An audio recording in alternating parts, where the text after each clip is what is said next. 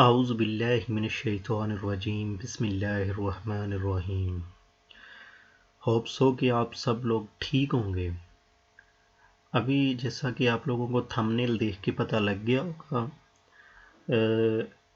हम लोग एक ऐसा कोड करेंगे कि उस कोड को हम फॉर लूप से भी कर लें, वाइल लूप से भी कर लें, डू वाइल लूप से भी कर लें, ताकि हम लोगों को इनका डिफ्रेंशिएट भी पता लग जाए और हमें कोड की समझ भी आ जाए कि बेसिकली इसमें इनमें डिफरेंस है क्या।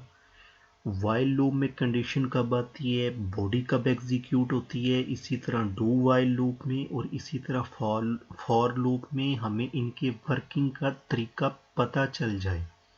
ये हम लोग करने लगे हैं।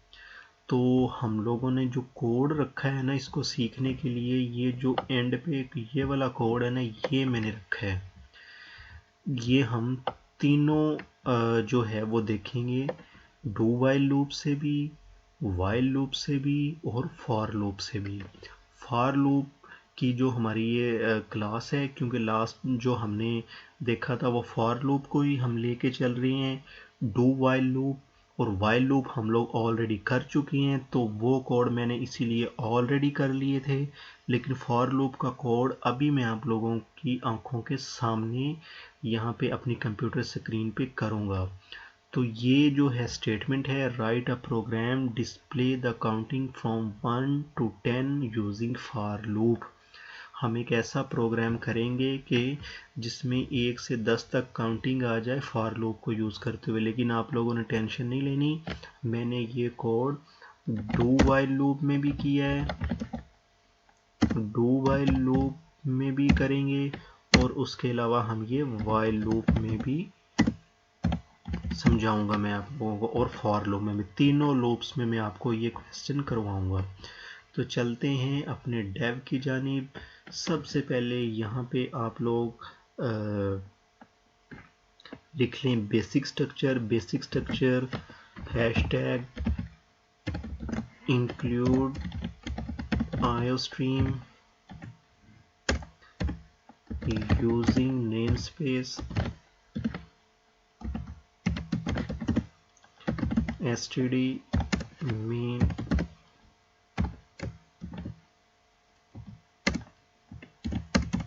Basic structure done. रन कर लेते हैं।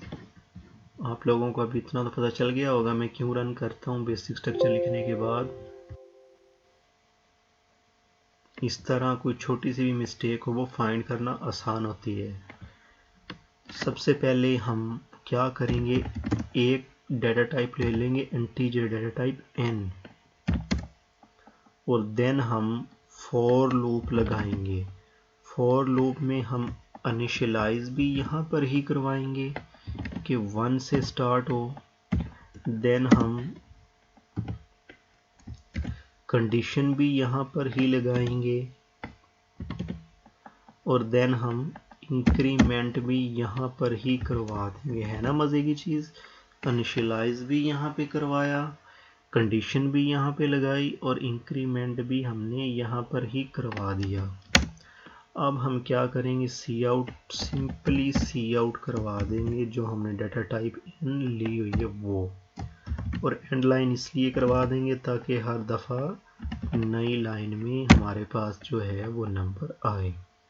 Programme done. रन करके देखते हैं इसको।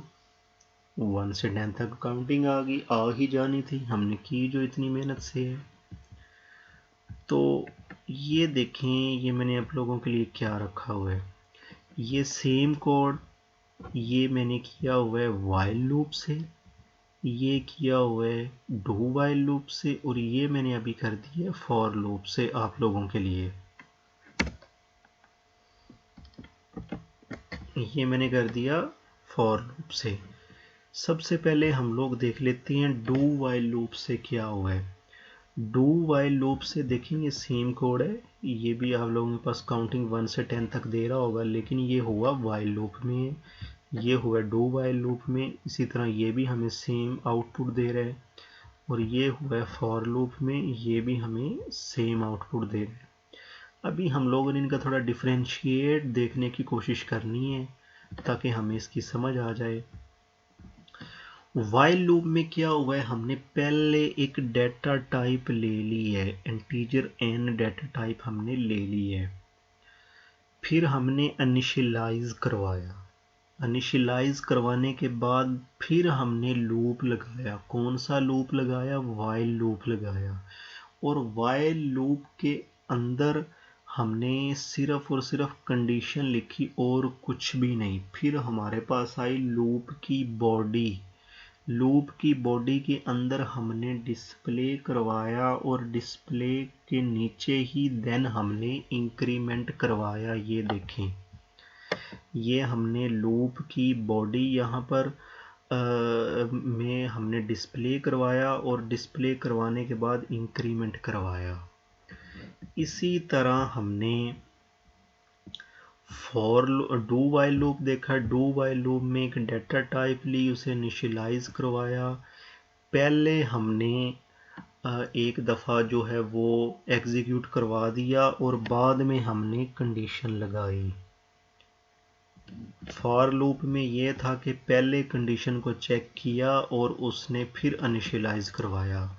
डू वाइल लूप में सेम वाइल लूप वाला मेथड है, बस एक बात ये डिफरेंट है कि जो हमने एक दफ़ा जो फर्स्ट टाइम जो एग्जीक्यूशन है वो बगैर कंडीशन की हुई है और देन जो हमारे पास एग्जीक्यूशन है वो कंडीशन को चेक करते हुए हुई है। उस और बाकी मेथड सेम ही है, इनिशियलाइज करवाया, लूप लगाया, लूप की बॉडी के अंदर हमने डिस्प्ले करवाया और इंक्रीमेंट करवाया। लेकिन ये जो फॉर लूप है इसमें आप लोग देखें, फर्स्ट ऑफ ऑल तो आप लोगों को मैं बताऊं, इसमें लूप की बॉडी नहीं है। ये बॉडी समझ रहे हो आप? जैसे हमने ये दो ब्रैकेट लगा के हमने वाइल लूप में और डू वाइल लूप में लिखा हुआ है, इसकी बॉडी नहीं है।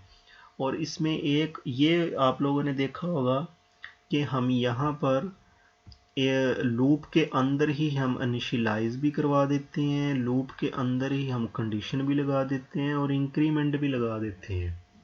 लेकिन यहाँ पे हम लोग लूप के अंदर क्या करते थे, वाइल लूप में कंडीशन लगा के बॉडी के अंदर डिस्प्ले और इंक्रीमेंट करते थे। इनिशियलाइज लूप से पहले किया जाता था। डू वाइल लूप के अंदर भी इसी तरह इनिशियलाइज पहले किया जाता था, एक दफ़ा एग्जीक्यूट करवा के देन हम वाइल के अंदर कंडीशन चेक करते होते थे डू वाइल लूप के अंदर। और लेकिन फॉर लूप ज़रा थोड़ा सा अमेजिंग है। इसके अंदर इसको इसीलिए कहा गया है, आप लोगों को याद होगा जब थ्योरी पढ़ रहे थे हम लोग, मैंने कहा था मोर फ्लेक्सिबल का लफ्ज़ यूज़ हुआ है, more flexible than while loop और डू वाइल लूप। वो इसीलिए मोर फ्लेक्सिबल था भाई, क्योंकि ये इनिशियलाइज भी खुद करवा रहा था, कंडीशन भी खुद लगा रहा था, इंक्रीमेंट और डिक्रीमेंट भी लूप के अंदर ही कर रहा था। तो ये इनका डिफरेंस है, लेकिन आउटपुट सेम है। ये देखें, फॉर लूप के अंदर सेम आउटपुट आई 1 से 10 तक काउंटिंग। इसी तरह ये हमारे पास डू वाइल लूप के अंदर सेम आउटपुट आई 1 से 10 तक काउंटिंग, और ये भी सेम आउटपुट आएगी 1 से 10 तक काउंटिंग ही आएगी जब हम इसको रन करेंगे। तो ये देखें, लेकिन इनका वर्किंग मेथड डिफरेंट है, क्योंकि हमारा काम आउटपुट देखना नहीं है, हमारा काम वर्किंग देखना है, कोड रन कैसे हो रहा है। We are software creator not users, क्योंकि हमने सॉफ्टवेयर डेवलप करना है, हमने सॉफ्टवेयर सिर्फ यूज़ नहीं करना, हमने इसकी वर्किंग देखनी है कि बिहाइंड द वर्किंग कोड के क्या हो रहा है।